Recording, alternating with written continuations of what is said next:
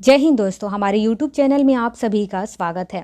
बहुत सारे स्टूडेंट्स के मन में ये क्वेश्चन होता है कि यूपीएससी और पीएससी इन दोनों के बीच क्या अंतर होता है।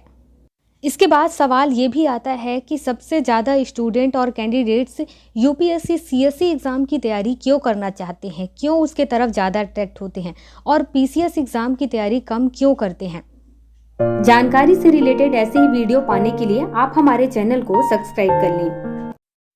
सबसे पहले आप जान लीजिए कि यूपीएससी और पीएससी ये क्या है। तो यूपीएससी और पीएससी इन दोनों का पहले फुल फॉर्म जानते हैं। यूपीएससी का फुल फॉर्म होता है यूनियन पब्लिक सर्विस कमीशन, जिसे हिंदी में संघ लोक सेवा आयोग कहते हैं, और पीएससी पब्लिक सर्विस कमीशन, जिसे लोक सेवा आयोग कहते हैं। सबसे पहले अंतर की बात करते हैं तो यूपीएससी केंद्र सरकार के अंडर में काम करती है और केंद्र सरकार के द्वारा जितने भी पद निर्धारित किए जाते हैं उन सभी पदों का एग्ज़ाम कराती है।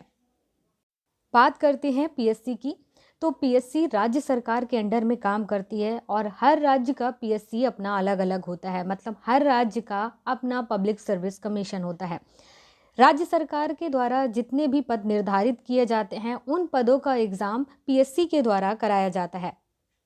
अब हम बात करते हैं दूसरे अंतर की।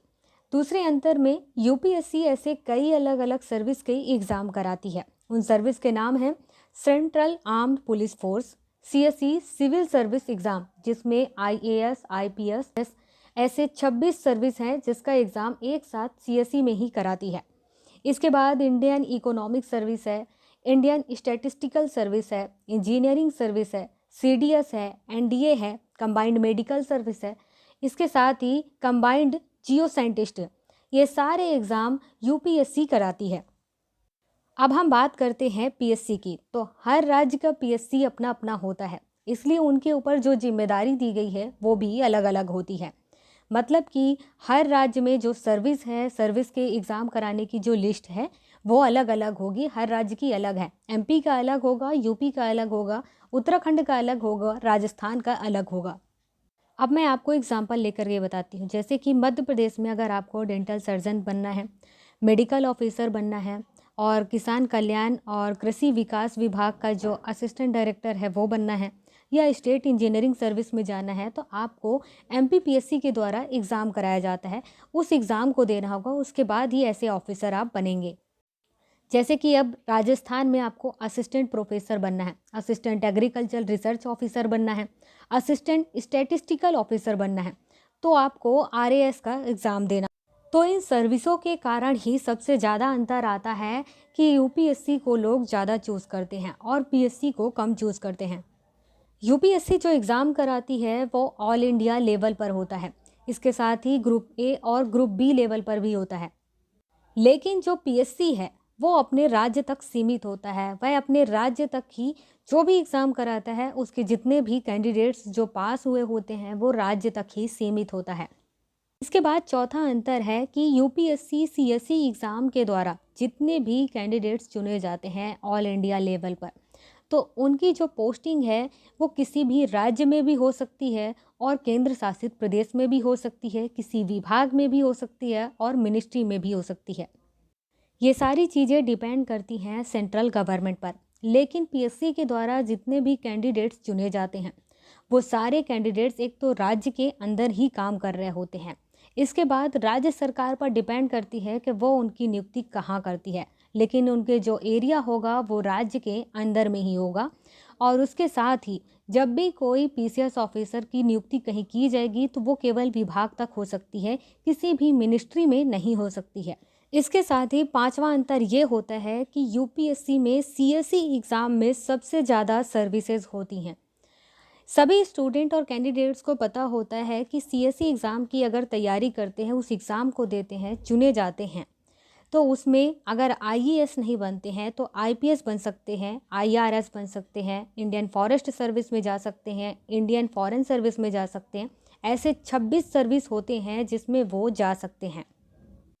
मतलब कि एक ही एग्ज़ाम को क्वालिफाई करने के बाद उसमें कई अलग अलग सर्विस मिलने के चांस होते हैं, लेकिन पीएससी में इतनी ज़्यादा सुविधा नहीं होती है। इसके बाद छठवां अंतर आता है उनके प्रमोशन और फैसिलिटीज़ को लेकर के।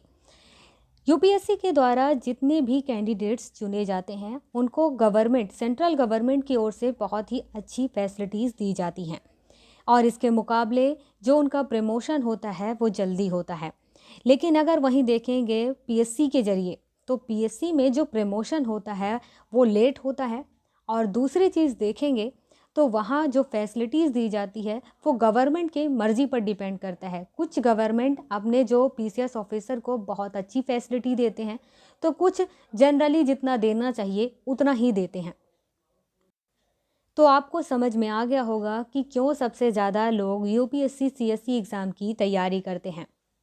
इसके साथ ही एक इन्फॉर्मेशन देना चाहूँगी कि जब भी आप किसी से पूछते हैं कि वो किस एग्ज़ाम की तैयारी करता है और अगर वो यूपीएससी सीएससी एग्ज़ाम की तैयारी कर रहा होता है तो वो जवाब देता है कि मैं यूपीएससी की एग्ज़ाम की तैयारी कर रहा हूँ, या फिर जवाब दे सकता है कि मैं आईएएस एग्ज़ाम की तैयारी कर रहा हूँ। ये दोनों ही जवाब गलत होते हैं, क्योंकि यूपीएससी के द्वारा बहुत सारे अलग अलग सर्विस के एग्ज़ाम कराए जाते हैं और वो सभी सर्विस की जो तैयारी है वो नहीं कर रहा होता है, वो केवल सीएससी एग्ज़ाम की तैयारी कर रहा होता है। तो उसका सही जवाब होगा कि वो यूपीएससी सीएससी एग्ज़ाम की तैयारी कर रहा है, ना कि वो यूपीएससी या आईएएस एग्ज़ाम की तैयारी कर रहा है।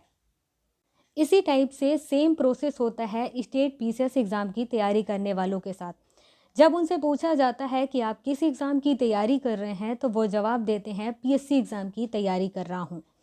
तो सबसे ज़्यादा तो यही गलत होता है, क्योंकि वो पूरे सर्विस के एग्ज़ाम की तैयारी नहीं कर रहे होते हैं, वो केवल PCS provincial civil service exam की तैयारी कर रहे होते हैं। तो उनका जवाब होना चाहिए कि वो स्टेट पीसीएस एग्ज़ाम की तैयारी कर रहे हैं, और यही एक्यूरेट और सही जवाब होता है।